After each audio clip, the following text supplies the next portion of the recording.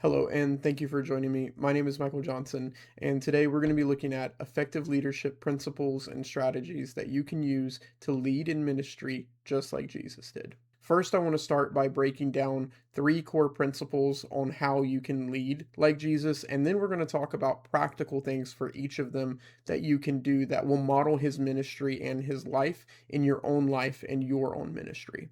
The first thing that we need to talk about in the heart of ministry and the heart that you should have as a minister if you're going to model Jesus is to serve rather than to be served. Now, although Jesus came and fulfilled all of the Old Testament scriptures and prophecies about the Messiah, he completely flipped the perspective on those upside down. So he completely changed what the Jews thought about the Messiah and what was going to happen. He came into the world as a servant, and first and foremost, he was a servant leader. Before Jesus would ever call others to serve him, he would serve them first. And I don't necessarily mean this from an individual standpoint. There were certain times where Jesus would do things to serve an individual first before calling them, but I do mean this as a whole towards humanity. Jesus came to serve humanity as a whole before he ever expected humanity, even thousands of years later, like me and you, to serve him. He first came and served us. So you must have a serve first heart and a serve first mindset. And that should be backed up by the way you lead, whether that's a part of your vision for your ministry, admitting to your faults, learning from your mistakes, forgiving others, and giving them chances even when they may have hurt you or left you scarred emotionally. That also leads into the next principle that Jesus showed, and that is love.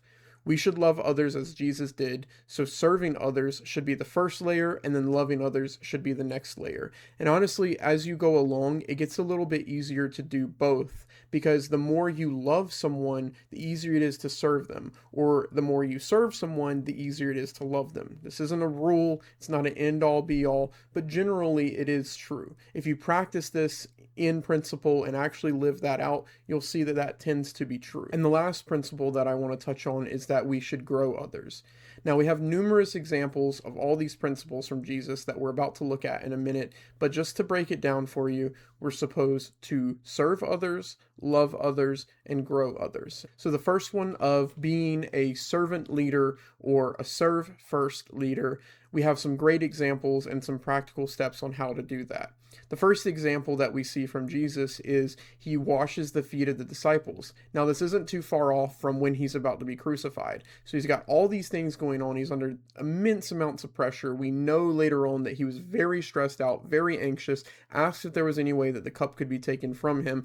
Yet what does he do? He serves the disciples first. He washes their feet. He becomes the servant leader that we're meant to become as well. So it's the same way for us. Even in times of high pressure, high stress, high anxiety, or maybe even negativity or anger towards others that have hurt us, we should still find opportunities and ways for us to serve those people we are leading and ministering to. Now, the next one of loving everyone is very simple. It's easy on paper, but it's extremely hard to put into practice sometimes, especially when, like we were talking about, you're going to have people that hurt you and scar you emotionally, but you're still called to love those people. And the greatest example that we ever have of love in all of human history is what Jesus did on the cross. Now, thankfully, you don't have to go out and sacrifice yourself for all of humanity as a leader, but you do still have to love others in that same radical way that Jesus loved us. So that means if someone hurts your feelings or says something you don't like or is mean to you, when you're modeling Christ as a leader, you don't get the privilege to reflect that feeling back onto them. You have the responsibility to instead reflect Christ. And lastly, I said that as ministers looking to model Christ, we should be growing those around us. This one I waited to explain because it's a little bit easier to do with examples.